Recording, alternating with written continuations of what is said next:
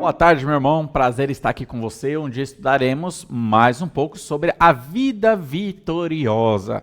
Meus irmãos, e na live de hoje eu quero tratar aqui sobre a vida vitoriosa e seus perigos. Ou seja, os perigos que aparecem para que nós não cresçamos espiritualmente, para que nós não alcancemos uma vida vitoriosa. Muitos novos convertidos, eles estão caminhando bem, rumo à vida vitoriosa, estão caminhando bem nessa vida que Deus concedeu. Mas, às vezes, algumas pedras surgem no caminho que podem fazer ele tropeçar e não mais rumar para a vida vitoriosa. Isso independente se a pessoa é novo crente ou se é um crente antigo, as pedras irão aparecer e essas pedras podem nos fazer tropeçar e ficarmos ali talvez prostrados nesse caminho sem crescermos espiritualmente, sem rumar para a vida abundante que Deus quer que nós vivamos. Então aqui nessa live de hoje eu quero considerar com os irmãos algumas verdades preciosas que nós devemos tomar cuidado. Quais são essas pedras que podem aparecer em nosso caminho e fazer-nos tropeçar nesta caminhada para a vida vitoriosa? Primeira coisa, meu irmão, uma coisa que poderá resultar em fracasso na vida vitoriosa é baixar os padrões de conduta e os padrões de santidade. Meus irmãos, quando nós estudamos sobre Deus, o que é que nós aprendemos de Deus? Santo, santo, santo. Deus, ele é santo e ele exige de nós santidade. Sede santos porque eu sou santo. Jesus Cristo, ele fala que por meio da Bíblia nós alcançamos a santificação. Santifica-os na verdade, a tua palavra é a verdade. Então a Bíblia, ela relata a santidade de Deus e relata que nós devemos viver em santidade. Mas, infelizmente, nós baixamos o padrão de santidade. Nós baixamos o padrão de conduta moral aqui na terra. E vivemos, muitas vezes, num pecado. Vivemos em caminhos pecaminosos. Esse baixar o padrão de conduta, baixar o padrão de santidade, pode vir de diversas maneiras, diversas áreas. Por exemplo, vamos usar um exemplo aqui sobre vestimentas, principalmente quando a gente fala sobre mulheres, né? Então, algumas mulheres não usam uma vestimenta adequada para glorificar ao Senhor, mas a vestimenta está glorificando o seu próprio corpo. Isso aí é sedução do pecado. Então, a gente precisa nos orientarmos se todas as áreas da minha vida eu estou glorificando a Deus. Isso inclui minha vestimenta, isso inclui minha maneira de comer, isso inclui as minhas conversas, quais são as palavras que eu uso, os locais que eu ando, tudo isso faz parte do nosso padrão de conduta, o nosso padrão de santidade. Então nós devemos levar em consideração aquele versículo famoso da palavra de Deus que diz: quer comais, quer bebais ou façais qualquer outra coisa, façais tudo para a glória de Deus. Meus irmãos, o que o versículo me ensina? Que nos mínimos detalhes da vida eu devo sempre escolher ou fazer escolhas que glorificam o Senhor, seja comer ou seja beber, que são coisas rotineiras, coisas tão comuns, mas a gente escolhe isso para a glória do Senhor. Se eu puder acrescentar aqui uma interpretação nesse versículo, não diria acrescentar uma interpretação, mas a lógica interpretativa, eu poderia dizer, olha, quer comais, quer bebais, quer postais na internet, quer vistais, tudo que eu fizer, fazei para a glória do Senhor. Até as minhas postagens na internet. Como que tem sido as suas postagens? Será que nós temos ido para praias, locais tranquilos e normais que todas as pessoas vão, inclusive os crentes, né, academia e tal, mas ali eu tenho feito uso da internet, daquele momento para postar fotos que não deveriam estar na internet, rodando pelo mundo todo? Então nós devemos tomar cuidado com aquilo que nós fazemos, para que tudo que possamos fazer seja da vontade do Senhor.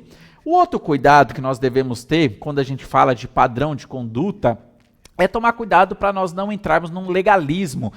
O que seria o legalismo? Criar uma lei extra, que não é a palavra de Deus, e a gente acha que por meio desta lei, por meio desses padrões, nós estamos estamos andando em santidade. Olha, eu às vezes posso até ter uma boa intenção, mas boa intenção sem a certa orientação não significa que eu estou fazendo a vontade de Deus. Às vezes nós criamos algumas regras tão específicas que a gente pensa, não é por meio dessas regras que eu vou conseguir cumprir a vontade de Deus, estou andando no caminho do Senhor.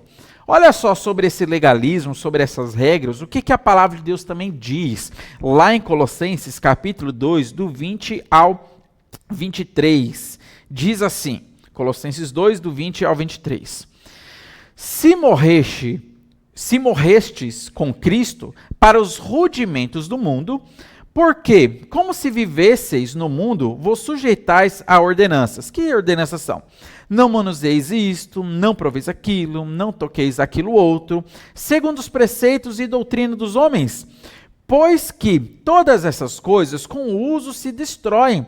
Tais coisas, com efeito, têm aparência de sabedoria. Olha só que interessante, elas parecem ser corretas, têm aparência de sabedoria, como culto de si mesmo, e de falsa humildade, e de rigor ascético. O que seria um rigor ascético? É privação do corpo, né? Todavia, não tem valor algum contra a sensualidade. Às vezes nós criamos algumas regrinhas e muitas regras para a nossa vida e achamos que é por meio dessas regras que estamos fazendo a vontade de Deus. Mas Deus está dizendo, olha, essas regras aí, não toque isso e tal, não sei o que, não sei o que. Olha, essas regras aqui que não estão na palavra do Senhor, mas são regras que nós criamos ou captamos aí do mundo, elas não têm valor algum contra a sensualidade, ela não vence a sensualidade. Não adianta viver essas regras. Então a gente muitas vezes, talvez até com bom senso, com uma boa motivação para não pecar contra Deus, criamos algumas regras, mas essas regras muitas vezes acabam caindo num certo legalismo. Ah, não coma isso, não prove aquilo. Olha, meus irmãos, algumas seitas, e aqui eu quero ser bem claro, algumas seitas criam algumas regras alimentícias. Ah, você não pode comer isso porque é pecado, não pode comer aquilo outro porque é pecado também. E daí cria aquela dieta alimentar que fala que tais comidas você não pode comer porque são pecaminosas. As comidas para você ter uma vida santa, para você caminhar em santidade, são essas outras aqui. Infelizmente, por exemplo, os adventistas, eles criam regras desse tipo. Ó, você não pode comer isso. Chegou algum adventista que chegou até o ponto de falar que tomar café é pecado. Então você tomar o cafezinho, o brasileiro não tomar café aí é complicado. Olha, o brasileiro, então você tomar aquele seu cafezinho da manhã já se torna pecado, porque café tem cafeína, café vicia, então eles vão criar algumas regras. Mas olha só que interessante que a palavra de Deus diz para nós, em 1 Timóteo, capítulo 4, olha só o que diz aí, 1 Timóteo 4, do 1 em diante, diz assim, olha só que interessante. Ora, o Espírito afirma expressamente que nos últimos tempos alguns apostatarão da fé ou abandonarão a fé por obedecer a espíritos enganadores e a ensinos de demônios. Então, os demônios trazem ensinos. Não fique pensando que demônio é mudo, que demônio é calado, que ele não consegue se comunicar, não se comunica com nada. Não, demônio ele consegue falar e como ele fala? Usando pessoas para transmitir os seus falsos ensinos. O versículo 2 diz assim, ó, como que o demônio fala? Pela hipocrisia dos que falam mentiras e que têm cauterizado a própria consciência. Como é que o demônio fala? Ele vai aparecer para você, um ser demoníaco, espiritual, e vai falar? Não, não é dessa maneira que ele faz.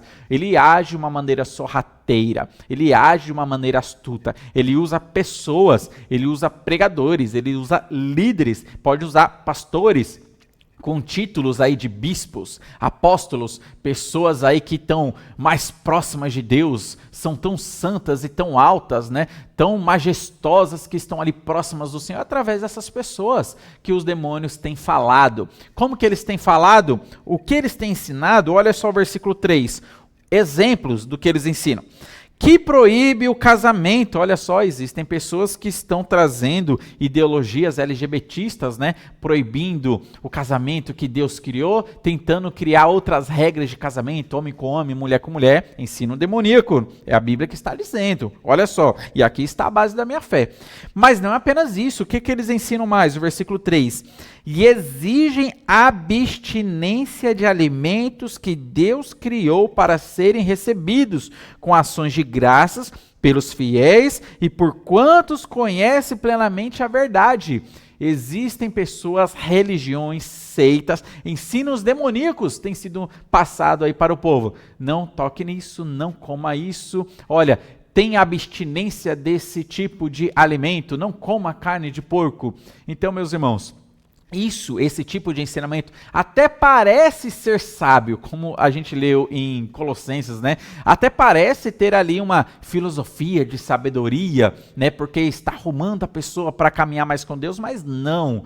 A Bíblia está dizendo que isso são ensinos demoníacos, porque todos os alimentos que Deus ele criou é de Deus, não pertence a Satanás, tudo pertence a Deus. Os animais, quem criou os animais foi Deus. O Deus que criou a vaca também criou o porco, que também criou a galinha.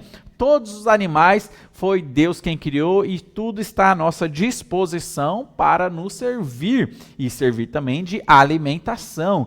Gênesis capítulo 9, Deus ali liberou o consumo de carne, o consumo de churrasco, né? Deus ele fala para Noé, olha, esses animais estão à sua disposição. Noé, a partir de agora, você e sua família e a humanidade irão precisar desse alimento. Por quê?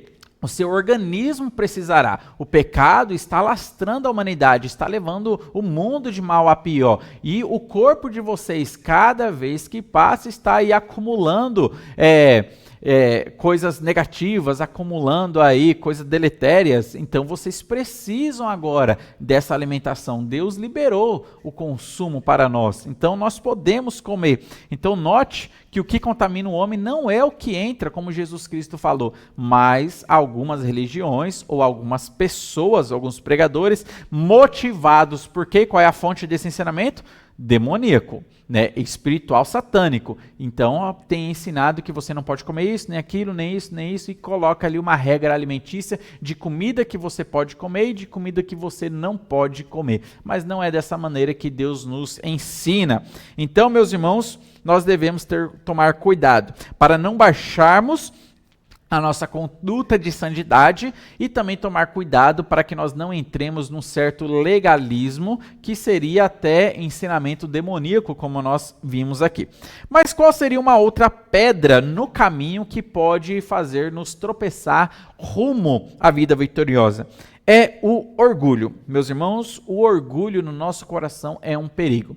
Às vezes nós ficamos tão orgulhosos, né, de nós mesmos, pensando, não, eu já estou bem firme na minha fé, eu estou em pé, já passei dessa fase aí dos novos convertidos, estou aqui fervoroso e firme. Olha, a gente precisa tomar cuidado quando o orgulho atravessa o nosso coração e quando nós podemos até chegar a pensar que Satanás agora já não pode mais nos atacar e que eu não preciso, talvez aí mais de oração, da Bíblia, dos irmãos, da ajuda dos irmãos, de estudar a Bíblia, da igreja. Isso aí é um perigo para nós também. O orgulho foi o motivo da queda de Lúcifer. Ele se orgulhou. Eu sou um anjo muito bom, perfeito. O orgulho encheu o coração dele. E esse foi o motivo da queda, porque ele queria ser um pouco além, ele queria ser um pouco a mais. Ele olhou para Deus e viu o trono de Deus e falou, é ali que eu quero sentar. Então ele caiu ali do céu, porque ele teve esse orgulho no seu coração, o orgulho dominou o coração dele. Foi esse motivo também fez com que Eva comesse o fruto. Olha, eu serei como Deus, então eu quero sentar no trono de Deus, eu vou comer desse fruto do conhecimento do bem e do mal, porque Deus não quer que eu coma dele, mas na verdade Deus não quer que eu coma para que eu não seja igual a ele. Dela foi, comeu, deu para Adão também, Adão comeu daquele fruto. O orgulho é um perigo, meus irmãos. E olha só o que diz aí Filipenses capítulo 2, versículos 1 a 3, dizem assim: se há, pois, alguma exortação em Cristo, alguma consolação de amor, alguma comunhão do Espírito, se há entranhados afetos e misericórdias, completai a minha alegria de modo que pensais a mesma coisa, tenhais o mesmo amor, sejais unidos de alma, tendo o mesmo sentimento. Nada façais por partidarismo ou vanglórias, mas por humildade, considerando cada uns aos outros superiores a si mesmo. Meus irmãos, o nosso coração, ele é pecaminoso, nosso coração é enganador, né? Maldito o homem que confia no homem. A palavra de Deus fala que nós temos um coração que engana, e muitas vezes pode vir no nosso coração: não, eu já sou melhor do que essa pessoa, eu já sou melhor do que estas pessoas, eu sou melhor do que esse grupo de crentes que estão aí, né? Então eu sou já superior. Mas a palavra de Deus fala que nós devemos considerar os nossos irmãos superiores a nós, levar eles em honra mais do que a nós.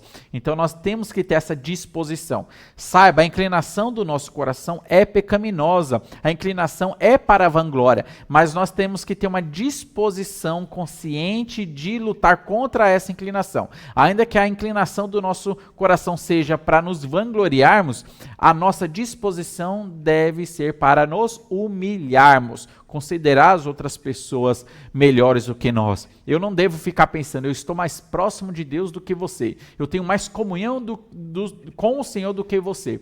Não, eu tenho que considerar o meu irmão. E às vezes nós podemos falhar por pensar: a pessoa não sabe nem ler, a pessoa ali já é idosa, a pessoa ali não cresceu na sua educação, então ela não tem essa comunhão com o Senhor. Eu sei ler, sei estudar, eu leio muitos livros, então eu estou mais próximo de Deus, mais próximo do conhecimento do Senhor. Mas às vezes não.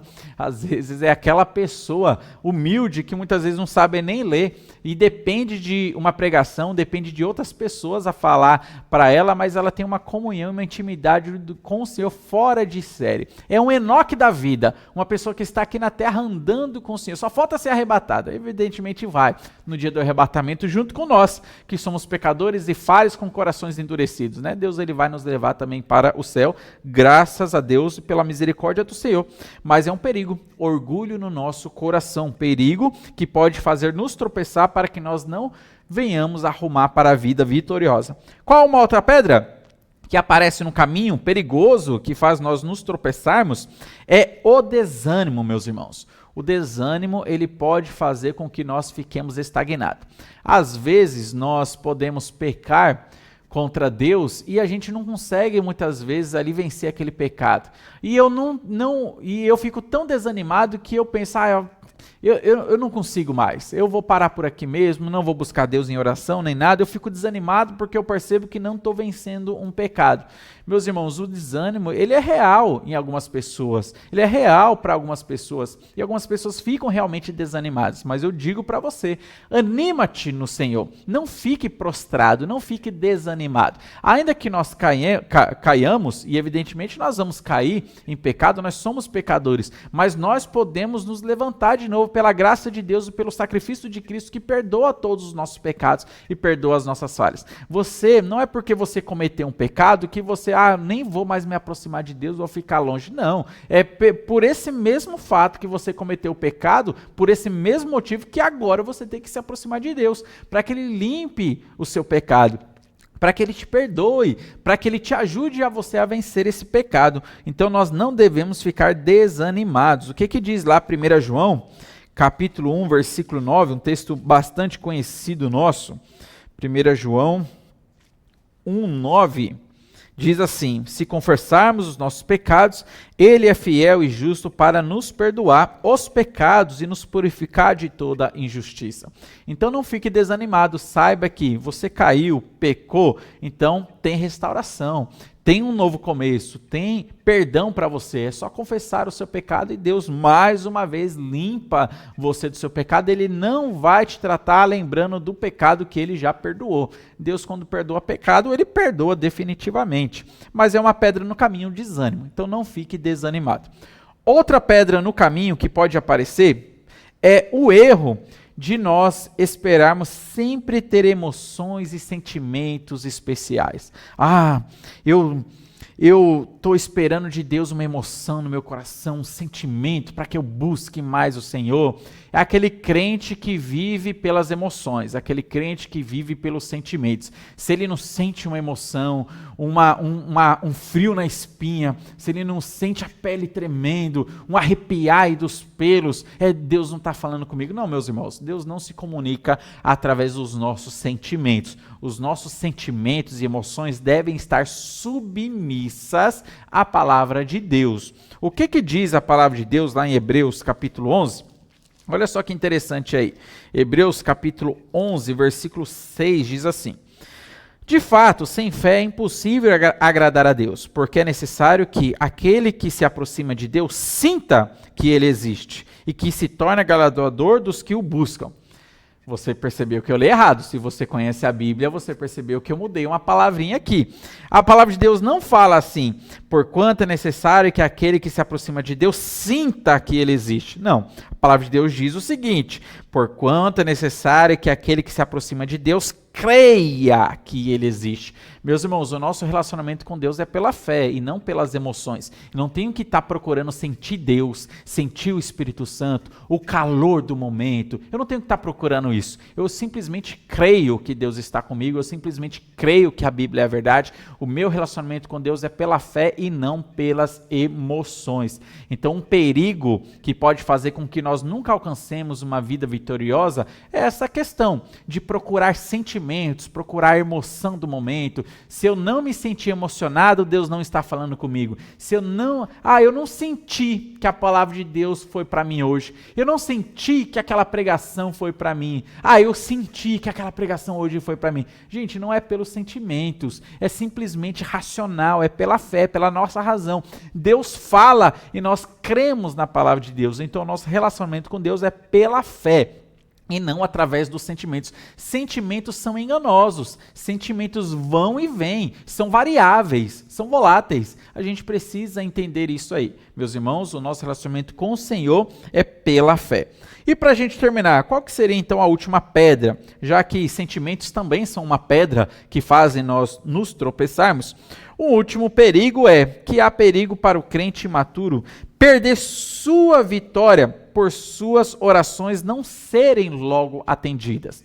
Existem pessoas que entram num desânimo, dão um passo para trás, ficam estagnadas, porque, mas eu estou orando, e minha oração não está sendo logo atendida. Meus irmãos, Deus trabalha com o tempo também. Então não fique pensando que você orou hoje e Deus responde amanhã. Olha, Deus não é imediatista, muitas vezes como nós somos imediatistas. Deus tem um tempo perfeito, Deus tem um tempo certo. Deus é atemporal, Ele vive fora do tempo. Como o versículo fala, 1000 anos para o Senhor como um dia como 1000 anos. Ou seja, Deus não depende do tempo para trabalhar conosco, mas às vezes nós queremos as coisas rápidas assim. Lembra da vida de Moisés? Moisés foi ser usado por Deus depois de 80 anos. Moisés, quando ele completou 40 anos no Egito, ele foi lá, matou um egípcio, tentou solucionar uma briga entre dois judeus, pensando que era o momento certo. Eu estou sentindo que é o momento certo, mas não era o momento certo. Moisés ainda não estava preparado, ele tinha que ir para a escola do deserto. E ele foi para o deserto, passou ali numa escola de 40 anos, conheceu a Deus ali corretamente, ouviu da voz do Senhor, ele passou um tempo preparatório.